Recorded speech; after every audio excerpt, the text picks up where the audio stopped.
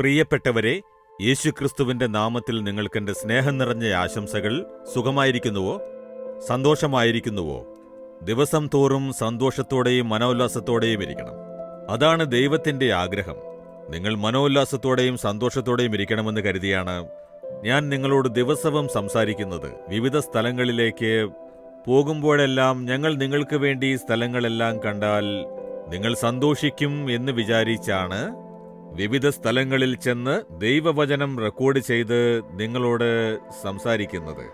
അപ്പോൾ നിങ്ങൾ സന്തോഷിക്കും അല്ലേ? ഈ സ്ഥലം കാണാൻ ഭംഗിയില്ലേ? മനോഹരമായിട്ടില്ലേ? അതെ, ഇതെല്ലാം കണ്ട് മനസ്സിന്റെ ഉള്ളിൽ സന്തോഷിച്ച് ഇത്രയും ഭംഗിയുള്ള സ്ഥലങ്ങളെല്ലാം ദൈവം സൃഷ്ടിച്ചിരിക്കുന്നു, നിർമ്മിച്ചിരിക്കുന്നു.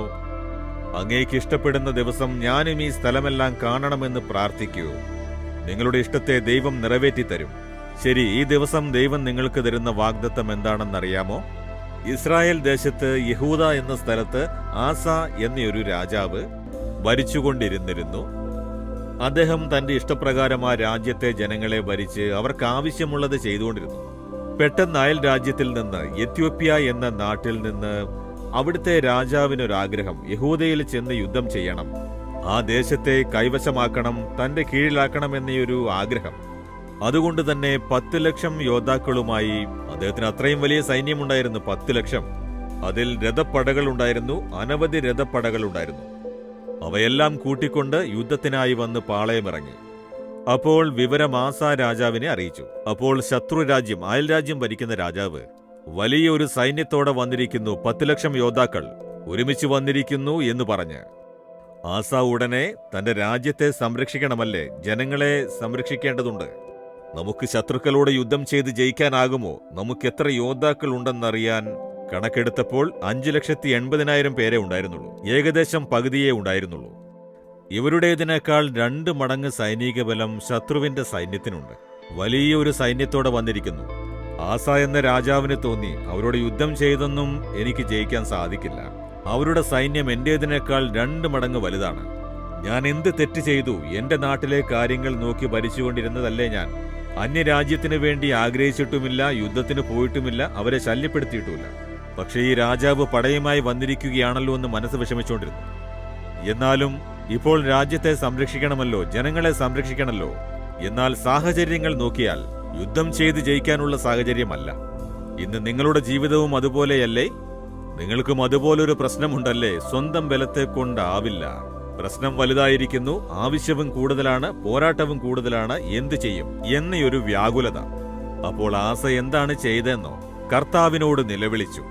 കണ്ടില്ലേ, ഒരാപത്തുള്ള സാഹചര്യമുണ്ടായപ്പോൾ യഹോവയെ നോക്കി നിലവിളിച്ച് ഒരു രസകരമായ പ്രാർത്ഥന ചെയ്യുന്നത് വായിക്കാം. എന്താണ് പ്രാർത്ഥിക്കുന്നത്? 2 ദിനവൃത്താന്തം 14-ാം അധ്യായം 11-ാം വാക്യത്തിൽ, യഹോവേ, ബലവാനും ബലഹീനനും തമ്മിൽ കാര്യമുണ്ടായാൽ സഹായിപ്പാൻ നീയല്ലാതെ മറ്റാരുമില്ല. യഹോവേ, ഞങ്ങളെ സഹായിക്കണമേ എന്ന് ആസ പ്രാർത്ഥിക്കുന്നു. ബലവാനാണെങ്കിലും ബലഹീനനാണെങ്കിലും അവരെ സഹായിക്കുവാൻ നീയല്ലാതെ മറ്റാരുമില്ല. അതായത് ഞങ്ങളെക്കാൾ 2 മടങ്ങ് കൂടുതലുള്ള സൈന്യത്തോടുകൂടെ വന്നിരിക്കുന്നു. അവരെ ജയിക്കാൻ ഞങ്ങളെ സഹായിക്കുക എന്നത് അങ്ങേക്ക് എളുപ്പമുള്ള കാര്യമാണ്. അങ്ങ് ഞങ്ങൾക്ക് തുണ നിന്നാൽ മതി, ഞങ്ങൾ സുലഭമായി ജയിക്കും. അത്ര തന്നെ. ഇത് മനോഹരമായൊരു പ്രാർത്ഥനയാണ്. അപ്പോൾ ഞങ്ങൾ സൗകര്യമില്ലാത്തവരാണ്. ഞങ്ങൾക്ക് ആരെയും അറിയില്ല, മന്ത്രിയെയും MLA യെയും ഒന്നും അറിയില്ല. ഞങ്ങൾക്ക് വലിയ ആൾക്കാരെ പരിചയമില്ല, പാവപ്പെട്ട കുടുംബമാണ്. ഞങ്ങൾക്ക് മേലധികാരികളെ ആരെയും അറിയില്ല. ഞങ്ങൾക്ക് എങ്ങനെയാണ് ഈ പ്രശ്നത്തിൽ ജയിക്കാനാവുക? ഞങ്ങൾക്കെതിരായി വന്നിരിക്കുന്ന പട വളരെ വലുതാണല്ലോ എന്ന് വിചാരിക്കുകയാണോ? നിങ്ങൾ ബലവാനായിരുന്നാലും ശരി, ബലഹീനനായിരുന്നാലും ശരി, നിങ്ങൾ സ്വന്തം യോഗ്യതയെക്കുറിച്ച് ചിന്തിക്കരുത്, ദൈവത്തിന്റെ ശക്തിയെക്കുറിച്ച് ചിന്തിക്കൂ. ദൈവം സഹായിക്കാൻ ശക്തനാണ്. നിങ്ങളുടെ കാര്യത്തിൽ നിങ്ങളെ ജയിക്കാൻ ദൈവത്തിന് സാധിക്കും. നിങ്ങളെ സഹായിക്കാൻ ആരും തന്നെ ഇല്ലാതിരുന്നാലും, ആരെയും പരിചയമില്ല, അധികാരത്തിലുള്ളവരെയും വലിയ പദവിയിലുള്ളവരെയും അറിയില്ല എന്ന് പറഞ്ഞാലും അതിനെക്കുറിച്ചൊന്നും ഓർത്ത് വ്യാകുലപ്പെടേണ്ട. ദൈവം നിങ്ങൾക്ക് തുണയായിരിക്കുന്നു. ദൈവം സഹായിക്കുവാൻ ശക്തനായിരിക്കുന്നു. ദൈവം ആസയ്ക്ക് ഒരു വൻ വിജയം നൽകുകയുണ്ടായി. എതിരാളികളായി വന്നവർ ചിതറിയോടിപ്പോയി എന്ന് ചരിത്രത്തിൽ എഴുതപ്പെട്ടിരിക്കുന്നു. അതേ ദൈവം തന്നെയാണ് ഇന്ന് നിങ്ങൾക്കുമുള്ളത്. തുണയായി കൂടെ ഉണ്ടാകും. നിങ്ങൾ ദൈവത്തോട് പറയൂ, ദൈവമേ, എനിക്ക് ബലമില്ല. ഞങ്ങൾക്ക് ഇതെല്ലാം നേരിടാനുള്ള ബലവുമില്ല, അതിനുള്ള ആൾബലവുമില്ല, അതുപോലെ ഞങ്ങൾക്ക് സാമ്പത്തിക ശേഷിയുമില്ല. പക്ഷേ അങ്ങ് ഞങ്ങളെ സഹായിക്കാൻ ശക്തനാണ് എന്ന് വിശ്വാസത്തോടുകൂടി പ്രാർത്ഥിച്ചു നോക്കൂ. ദൈവം അത് കേൾക്കുമ്പോൾ ഉടനെ ആ മനസ്സ് നിങ്ങളുടെ ഭാഗത്തേക്ക് ചായും. നിങ്ങൾക്ക് വേണ്ടി യുദ്ധം ചെയ്ത് ജയം തന്ന് നിങ്ങളെ മഹത്വപ്പെടുത്തും. നിങ്ങൾ ഭയപ്പെടുന്നത് പോലെ വിട്ടുകളയുകയുമില്ല. ശത്രുക്കൾ നിങ്ങളെ കീഴടക്കാൻ ദൈവം ഇടം കൊടുക്കുകയുമില്ല. നിങ്ങൾ ജയിക്കും. വിശ്വസിക്കുമോ നിങ്ങൾ? എന്നാൽ ഇപ്പോൾ പ്രാർത്ഥിക്കൂ. ദൈവമേ, ഞാനിപ്പോൾ ഞെരുക്കമുള്ള ഒരു സാഹചര്യത്തിലായിരിക്കുന്നു. ഇന്ന് ഞാൻ നേരിടുന്ന പ്രശ്നം വലുതായിരിക്കുന്നു. അതിനെ മറികടക്കാനുള്ള ബലം എനിക്കില്ല. ഞങ്ങൾക്കതിന് ബലവുമില്ല, അതിനുള്ള ശക്തിയുമില്ല. എന്നാൽ ബലവാനായിരുന്നാലും ബലഹീനനായിരുന്നാലും ശരി, അവരെ സഹായിക്കാൻ അങ്ങേക്ക് വളരെ എളുപ്പമാണ്.